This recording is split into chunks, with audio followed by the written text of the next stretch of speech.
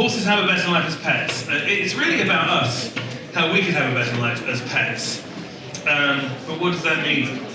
I'm also, I know it's the afternoon, I know it's hot, I know it's tiring, and I'm gonna start with the graph. Yes, the guy who starts with the graph. I know the Google man is laughing, you know what it's like, you sat through a presentation.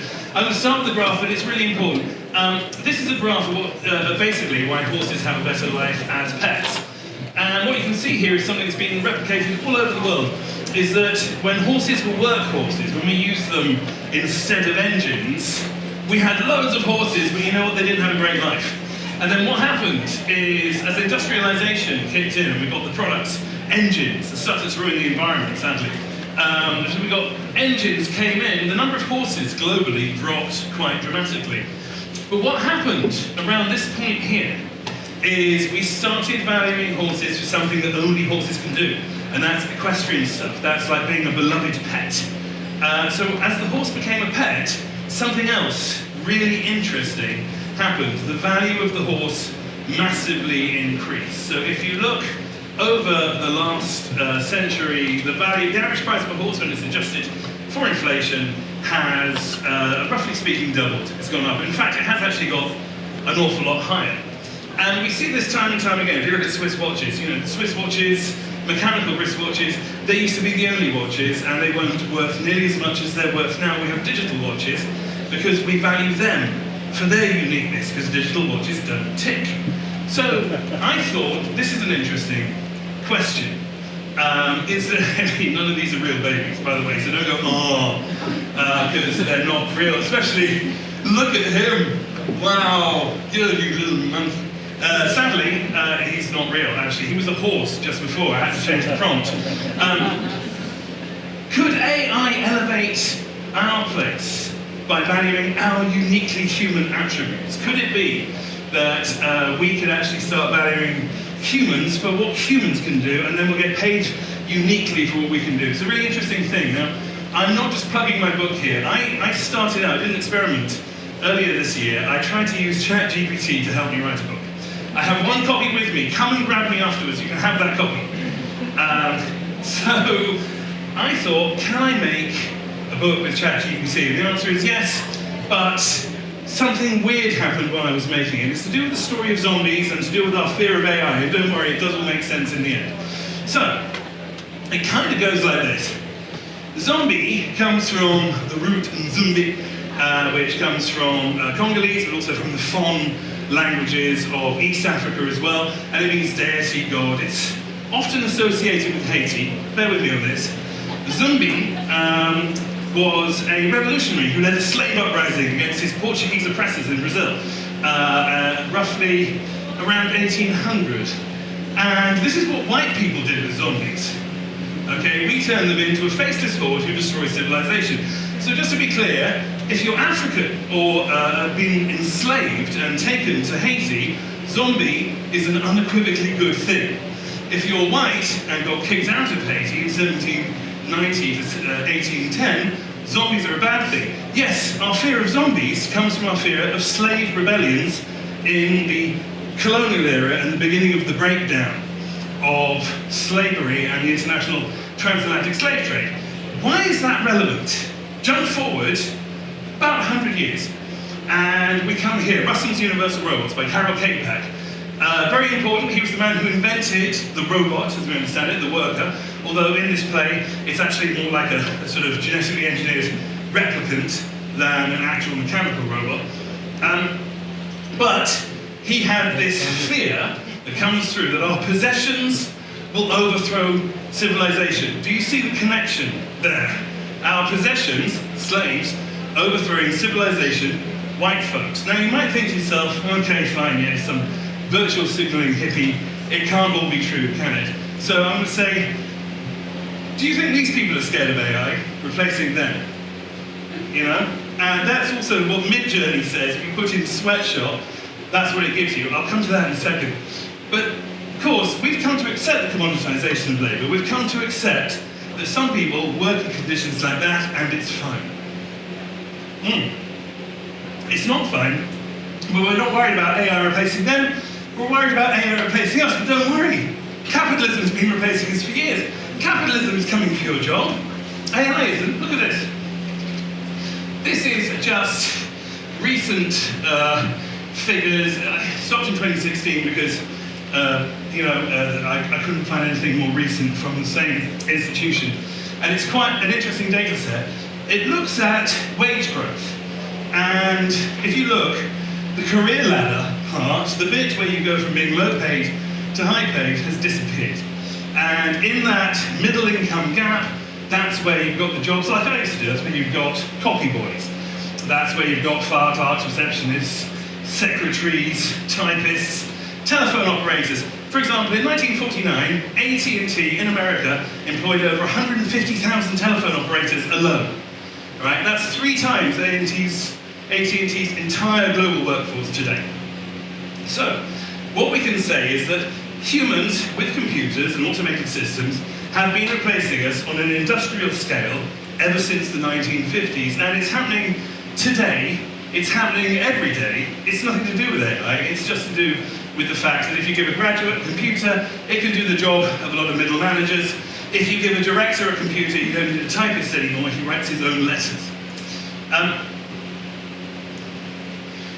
So let's get back to the positive story, which is, what about humans? What can we actually value humans for? This is a tool I use when I'm mixing podcasts. It's Sonable Smart EQ, and it's an AI machine learning powered tool. It's very, very interesting. It gives you a mathematically perfect mix of whatever you feed into it. It's fantastic. The problem is, it can't hear. It doesn't have ears, it can't hear. It says that's great. Now, this waveform actually came from a recording I did with someone who was in a very noisy room with a crappy headset talking into their laptop through Microsoft Teams. None of that gives you good audio. So as a result, although this is a perfect mix of that sound still sounded terrible. I had to listen to it and identify there was an annoying bass boom here. I had to boost the mids because that was quite good quality, and I had to get rid of the crappy mic hiss there. Now I can do that because I've got ears, and it's easy. It takes me a couple of seconds. It's a computationally massive challenge to actually build a system that can hear that audio the way I can hear it, process it, and then cut out the bum frequencies because it understands the context of the problem it's dealing with. So basically, having ears and senses is something the computer, the AI, isn't going to replicate anytime soon, and also it's not really worth replicating because of the price. I used to run this company. I started this company back in 1998. It's still running. It's not mine. I sold out of it years ago. But what I've done is, for the rest of the presentation, I've got a workflow ahead. I think about what I would have done if I had these tools in my studio back in the day. And this is what it's all about. Input hygiene. That's number one. You've got to think about this, and it's a big deal. When I wrote the book, I asked for a list of 50 zombie movies, and it gave me 27 with 20 duplicates. That was issue. 3 of them weren't even real. I wasn't expecting this. Now today, of course, we've heard all about these problems. So, yeah, and they were all Hollywood movies. Some of them were terrible movies. It wasn't a diverse list. Now, things got worse. Once I'd finished writing the book, and I studied the history of zombies, I said, oh, ChatGPT, give me the history of zombies. And what it did was spout out something which I could only describe as, if my mildly racist grandmother was an academic, she might have written this, okay? Because, talks here about, oh, zombies are fictional creatures. They've been present in different cultures, have evolved over time. You missed out slavery, okay? It's a bit like talking about, the Second World War and missing out the Holocaust, all right? This is a big deal, a massive crime against humanity that gave birth to the zombie. Voodoo, similar to Haitian voodoo, it says. You can't say that. Outside the Louisiana gift shop, voodoo is a racist word, okay? So it doesn't realize it's not very racist. It's still racist. It's be very offensive. There's a Haitian person here right now. They would not like the use of that term. Also, it says, oh, in West African voodoo traditions. Yet how did West Africa get to Haiti in the Caribbean? Again, it hasn't mentioned the big story here. And as we go through, it talks about African tribes. Again, yeah, that's a gross generalization. We're talking about hundreds of thousands of people from very diverse cultures within the continent of Africa. It's not a country, and they're not next door neighbors. And finally, it talks about George Romero, who never called them zombies, and arguably is responsible for the greatest act of cultural appropriation in modern film history. So, there's a lot of issues in that. And as we move on, I put some prompts into Midjourney. I don't need to say 100% male. So I put in a prompt, white collar office worker, white guys, blue collar office worker, 3 Hispanic guys, and a white guy. I put in a CEO, and I got 4 Chinese guys. Yeah, it's like Donald Trump sent me this. Midjourney prompt, a prison inmate, oh my god, there's 2 black guys. Wait, where did they come from? Is that bias? I said, give me a wrapper, and you can see the results. So there's a male bias, there's a statistical bias in large models that means that sadly you come up with stereotypes. So, input hygiene, very important. How do you do that?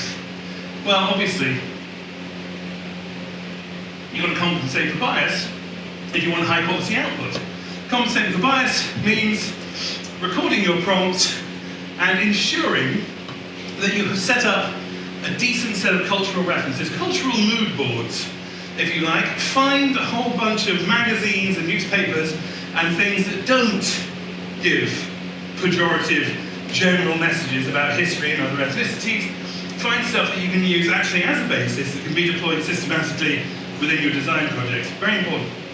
Visual mood boards, also very important as well. Build a set of photographic references, and if someone comes in and looks at it and says, it's all white blokes, then you've done it wrong. So you want to try and get some kind of systematic process in place to ensure diversity in what you're doing. But of course, you also need to have something that's a little bit more cerebral, and that's output hygiene.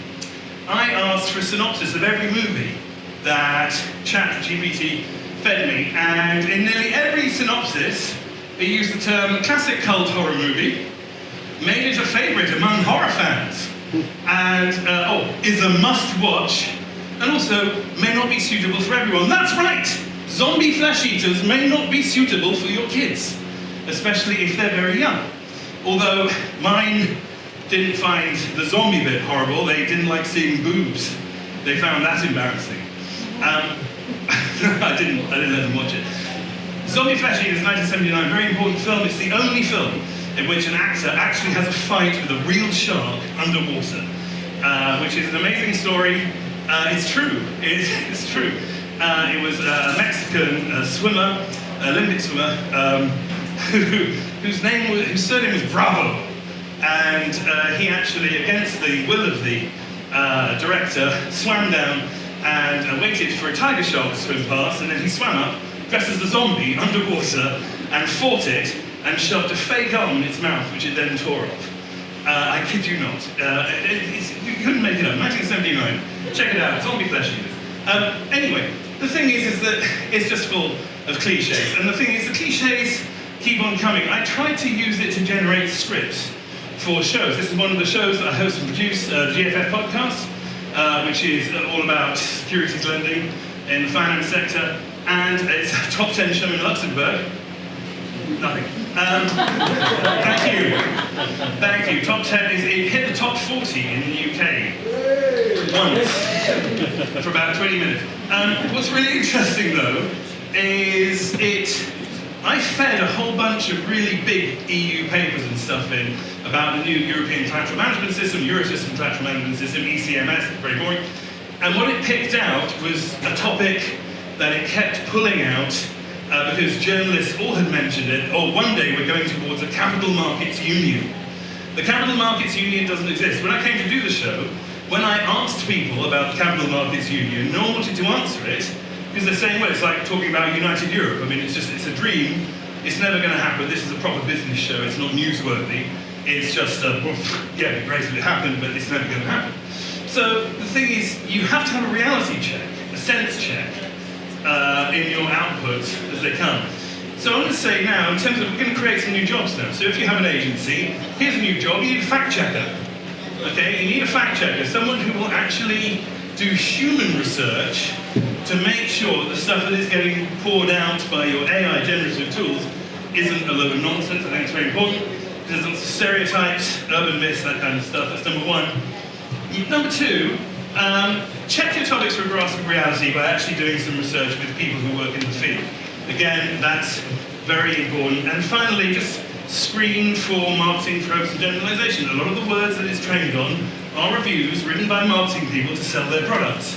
So they are very, of course they're going to say that, you know, Dead Girl from 2008 is a cult classic. It's not. It's a rubbish film. I included it in my book because it's a rubbish film. Why? You'll find out. The final thing I'm going to do, this is very embarrassing for me, is I'm going to say break silos and build efficiencies. Completely rethink your workflow when it comes to creative work in your studio. What you're seeing here is I can't draw. And yet, with the help of that man there, Darian Davis, who is a Mid-Journey maestro and a trainer and a genius, I'm now producing a graphic novel. Now, I am a writer, yeah, sure, I'm a published writer, but you know what, I've never drawn. And as you can see, there's a reason for that.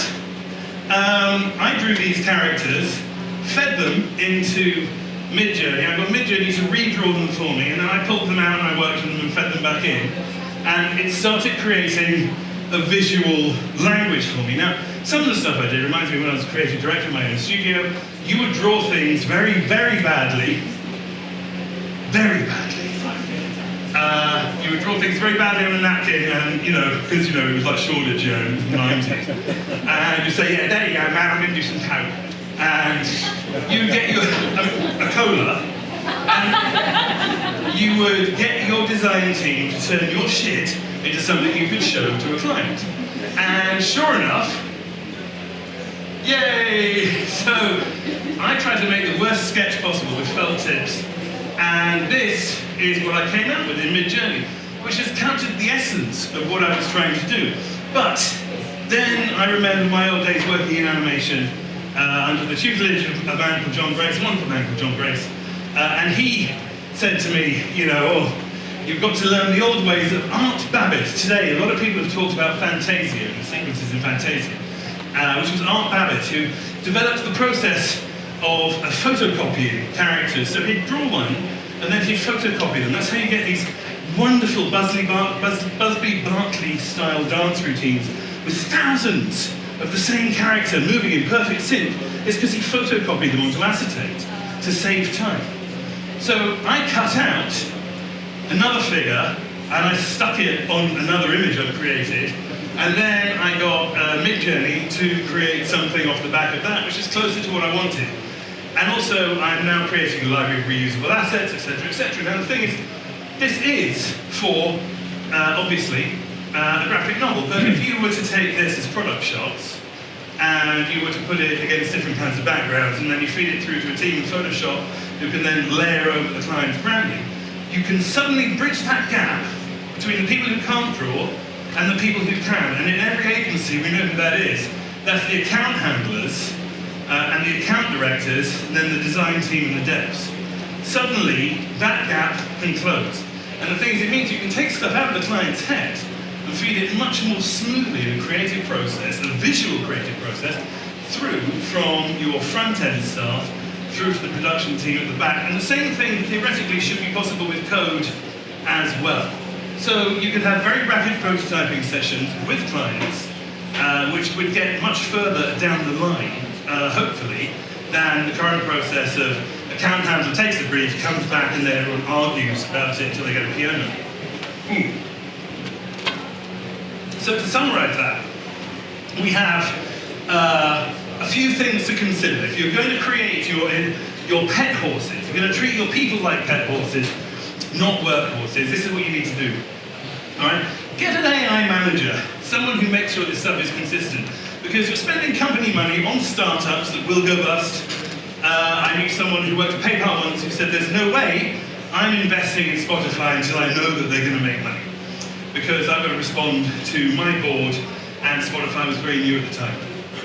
Get an AI manager to make sure the tool's consistent, people use them consistently, and get an input and output hygienist who is going to monitor that stuff. And these are the people who should be building reusable databases of prompt terms, so anyone coming on board can sit down and say, okay, these are the prompts that are appropriate for this client, work within these parameters, and invent on that basis. It'll save them a lot of time. Same as you would do with lenses or anything else. Cultural mood boards. Create cultural mood boards. I don't go into too much detail about that. But basically, mood boards are for words and for feelings, they're not just for pictures. And finally, look at your processes internally and make them reusable. Reusable processes, very important. If that means that you've got loads of cutout bits on acetates that you can scan to create new artworks that you can feed through Midjourney, try it out. All right? If it means that your account handlers can take a week's work off your designers over the course of a year, think about the cost saving that can deliver back to you. And yes, thank you. And contact me.